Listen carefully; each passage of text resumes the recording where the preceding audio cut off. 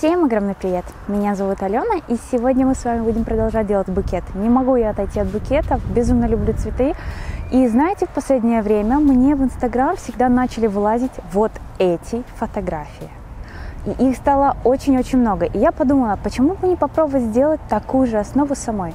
Конечно, она будет отличаться, у нее не будет такая широкая ширина, как там, потому что основа та, которая продается в магазинах, там, наверное, сантиметров 10-12. У меня же в итоге основа получилась всего лишь 5 сантиметров. Ну и в итоге у меня получилась вот такая композиция. Ее можно дарить на любой праздник, делать совершенно любую форму. Главное постараться хорошо и аккуратно ее сделать. Как я всегда говорила, самое главное в работе – это аккуратность. А еще мне прямо в глаза светит солнце. Вроде его нету, а открыть глаза невозможно. Так как такие основы делают обычно из живых цветов, сама основа намного шире, потому что вовнутрь нужно вставить флористический оазис, чтобы цветы не вяли. У нас же все будет крепиться на клей. Ну и, конечно, если вы найдете основу сделать пошире, то ваша работа будет намного устойчивее стоять. Моя все-таки немножко заваливается вперед. Поэтому давайте приступать, и я вам покажу, как я делала свою работу. Первое, что нам понадобится, это сама пенополистирольная плита. Я выбрала именно ее, потому что она хорошо зачищается наждачкой, и в отличие от пенопласта, на ней не видны шарики. Ширину я брала 5 сантиметров. Но высота, так сказать, самого мишки получается где-то 32 сантиметра. Приблизительно так. Точно я не замерила, как обычно, но приблизительно. И я нарисовала на листе А4 вот такого мишку. Я обязательно шаблон оставлю в описании к этому видео. Переходите, копируйте фотографию, распечатывайте в формате листа А4. После того, как я перенесла сам шаблон на заготовку, я по краям отмерила по 1,5 сантиметра и сделала еще одну линию. Это будет ширина моего бортика. Ширину бортика можете выбирать любую. Хотите 2, хотите 3, смотря как вы задумались сделать свою композицию. А уже после того, как я все нарисовала, все расчертила, я вырезаю. И вырезаю от намеченной линии приблизительно на миллиметра 2-3 больше, для того, чтобы потом зачищать. Потому что этот материал очень жесткий, и на самом деле нелегко его-то и вырезать. И такой маленький совет, если вы тоже работаете с таким материалом, у вас лезвие в канцелярском ноже должно быть очень-очень острое. И самое главное, будьте очень осторожны, лезвие острое и можно порезать руки. Если вы не можете сделать сами или вы еще ребенок, обязательно попросите это сделать родителей. После чего я начинаю все хорошо зачищать. Зачищаю я мелкой наждачкой, можно взять ее побольше, какая у вас есть дома.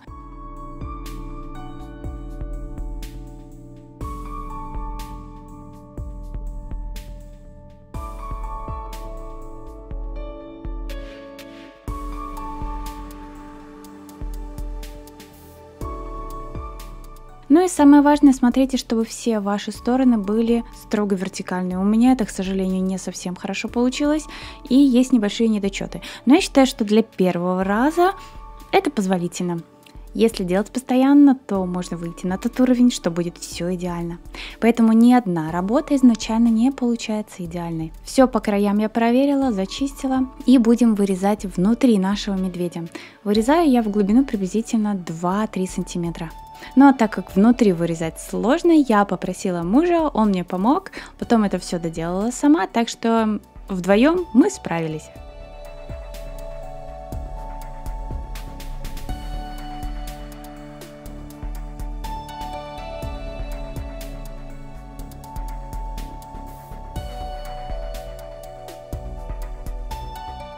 После чего внутри получается не очень красиво, но это в принципе и не страшно, ведь внутри мы будем заполнять цветами, приклеивать их, и то, что будет внутри, видно даже не будет.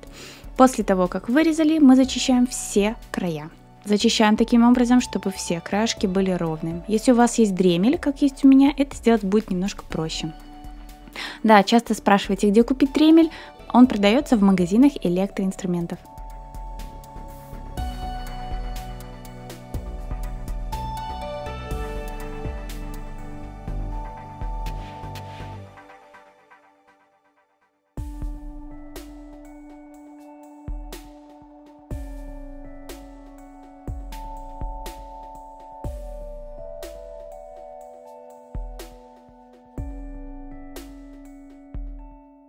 Я все хорошо зачищаю, после чего я зачищаю медведя как с лицевой стороны, так же и с изнаночной. потому что на очень гладкую поверхность краска может не лечь идеально и потом может отваливаться. Ну а с лицевой стороны тем самым мы убираем еще намеченные линии, которые я, допустим, рисовала ручкой. И вот, все у нас готово, теперь остается покрасить. Красить можно в любой цвет.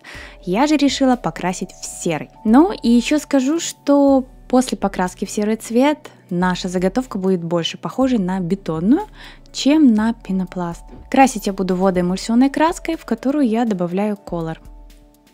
Таким образом, можно покупать колоры разного цвета, мешать те цвета и оттенки, которые вам нужны, и не нужно покупать много краски.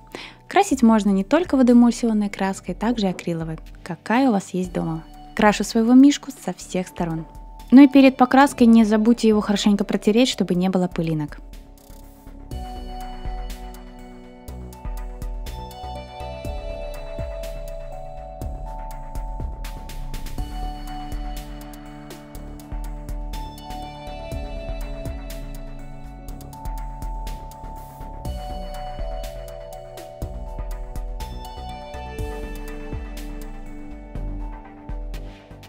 Вот, краска вся у меня высохла, теперь начинаем заполнять. Заполнять я буду красными цветами. Взяла несколько оттенков бумаги, чтобы он был такой неоднотонный. И это оттенки 583, 586 и 17А6. По итогу я использовала 23 розочки. Как их делать, я вам уже рассказывала. Обязательно ссылку оставлю тоже в описании и в подсказке сверху. Ну и сейчас немножечко напомню. Вырезаю квадратики 3 на 3 см, делаю их круглыми, растягиваю и приклеиваю один лепесток на другой. И вот таким несложным способом делаем розочки. Количество лепестков можете выбирать сами. Чем больше розы, тем больше лепестков. Маленькая розочка, меньше лепестков.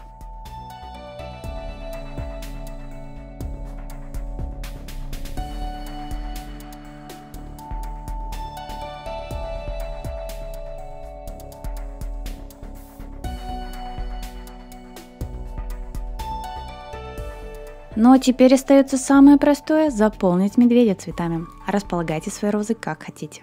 Между розочками у меня остается свободное место, поэтому потом мы будем его заполнять. Да, и изначально продумайте, какой именно декор внутри вы хотите. Возможно, вы захотите сделать в каких-нибудь необычных цветах, возможно, ваши цветы и розы будут совершенно разные, поэтому фантазируйте.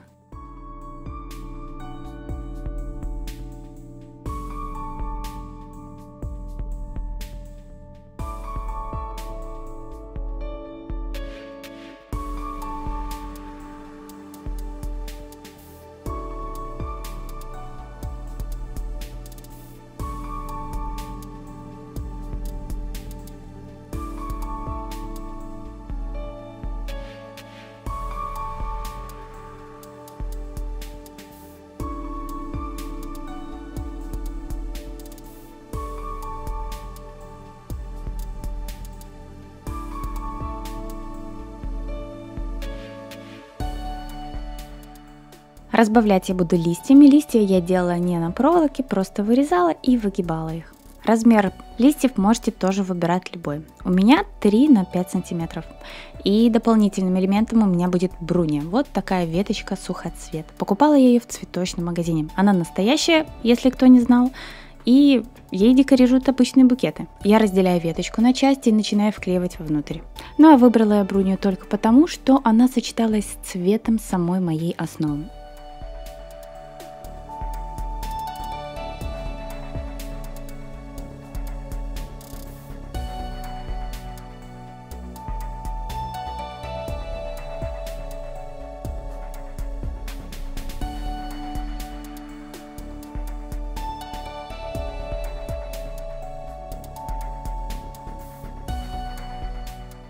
Ну и вот такая композиция у меня получилась. Мне кажется, если сделать ее совершенно любой формы, будет отличный подарок, как начнется февраля, так и на 8 марта. Вы уже смотрите сами. Если у вас так же, как у меня, появится желание сделать такое, вот вам пример, как сделала это я. И поверьте, все в жизни возможно. Поэтому, если вы чего-то хотите, обязательно это делайте. Надеюсь, вам понравился мой вариант. Ставьте лайк, подписывайтесь на мой канал. Ну и, конечно, не забывайте нажимать на колокольчик, чтобы не пропускать мои следующие видео. Пока-пока!